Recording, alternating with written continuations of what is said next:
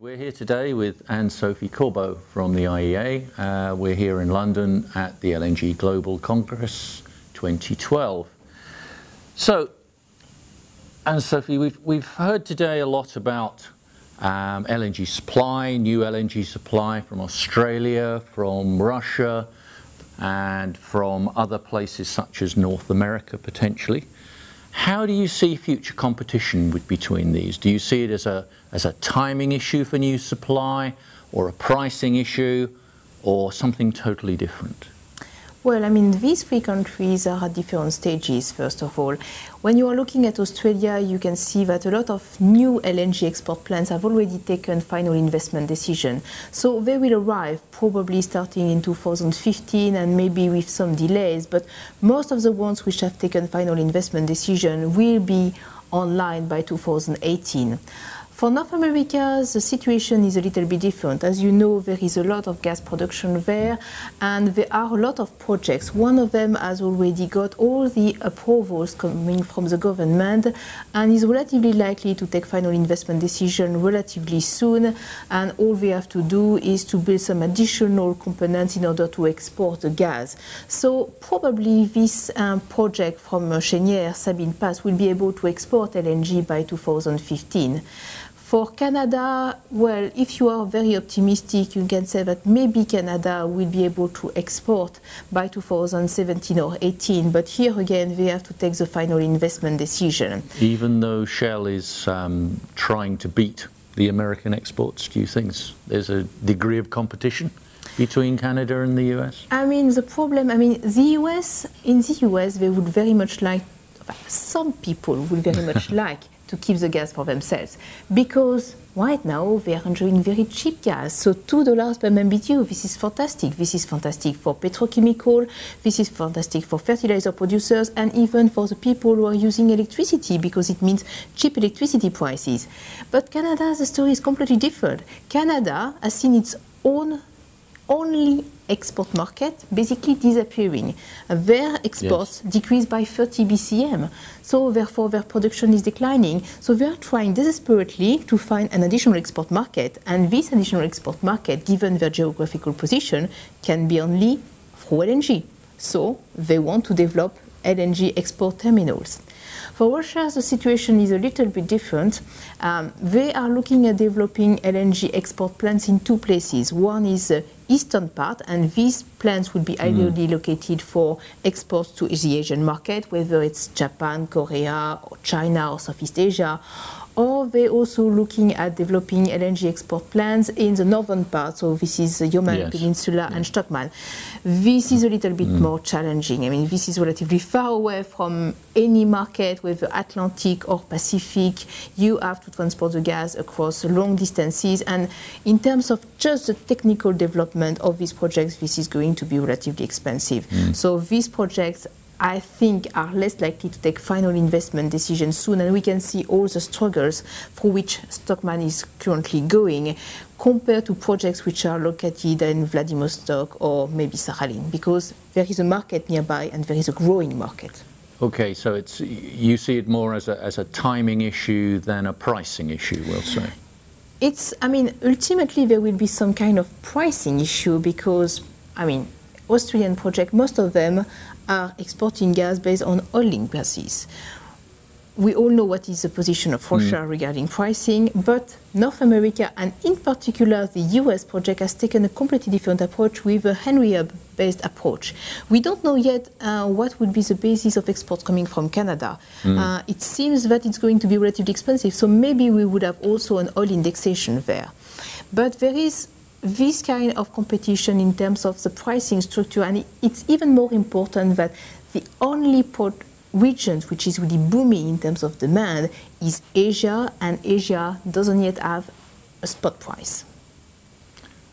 Okay, I think, but one last question on that particular subject. Do you think that the coal seam gas export plants from Australia will be selling at a discount due to their lower energy content? I am not really familiar with their specific formulas, but It could be indeed. What I can say is that these projects are first of a kind project, and well, therefore, maybe we can expect also some delays. But I understand that there has been some negotiation because of this particular issue between the buyers and the sellers. Yes, I agree. I think that's quite likely. One of the other new potential sources for LNG has been the latest Israeli and Cyprus finds, particularly relevant perhaps for Europe.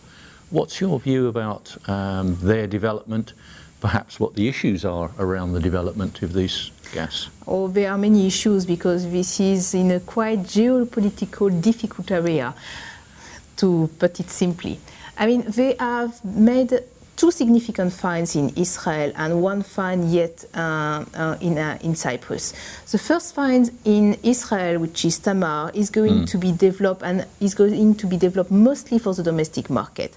Then for Leviathan, which is much bigger, the question is whether they are going to export and in which form they are going to export. Already there is a committee which has reported to the Knesset and which has recommended to keep some gas for the domestic markets for Israel. And also they said that in principle the LNG export plant should be located in Israel, which is creating another set of issues.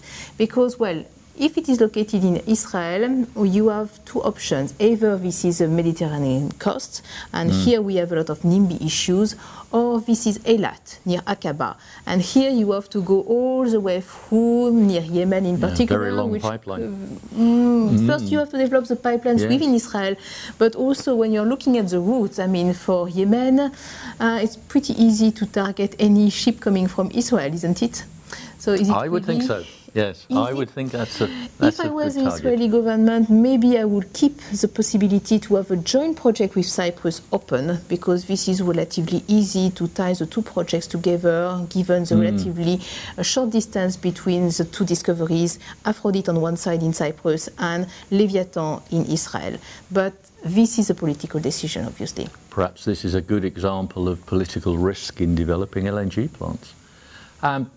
As we're moving into Europe now, certainly last year we saw a drop.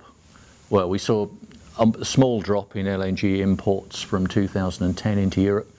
There's potentially going to be an even bigger drop of LNG imports this year into Europe. What's your view of LNG into Europe in terms of, yes, Europe is a big market, but is it a stable market for LNG import, or is it a growing market?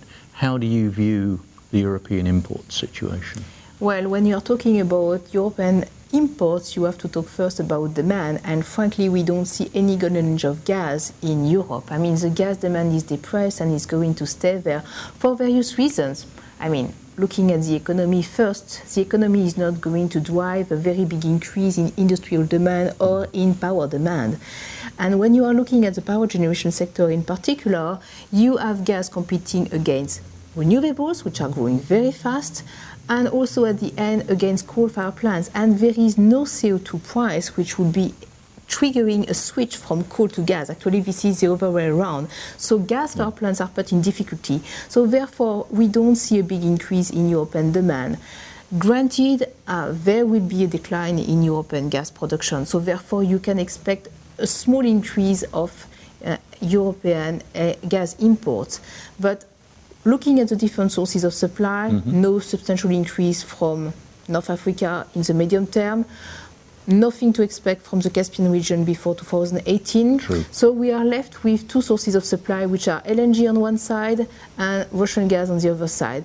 But LNG, when you are looking at the big market and the differential of price, well, LNG is more likely to go to the booming Asian market where demand is growing very fast, which will leave Europe with the Russian friends. That's an interesting prospect for the future, I think. Perhaps to finish off, what do you see as the major challenges for the LNG industry over the longer term, say 15, 20, 25 years? I think we understand, or we think we understand, the short and the medium term, but the longer term, particularly, I think is a bit more questionable, not just from the timescale. Yes, indeed. I mean, just look at the US example, for example. The US has always had bad luck with LNG. 20 years ago, they started building some LNG import terminals, but at the same time, demand collapsed and they had a lot of supply, so these LNG import terminals were not used. They start again in 2000, planning to build an additional LNG terminals, and here we are with 190 BCM of LNG import terminal, which are used beautifully at 5%. And now we are looking at exporting LNG because of the shale gas revolution. So I think one of the biggest challenge for LNG exporters and for the people who are developing also the LNG import terminal is how the import and export relationship is going to evolve for the different regions. And in particular, when you are looking at regions such as China, China is supposed to have a lot of shale gas resources. But to what extent they will be developed, how big they will be, whether this additional shale gas resources is going to mean increasing demand or whether this is going to mean the reduced imports, that's a key question. And I think for all the people who are trying to develop LNG projects right now, this is one of the major uncertainty. To what extent the different regions will need additional imports. And then, of course, you have to look at the difference between the pipeline and the LNG.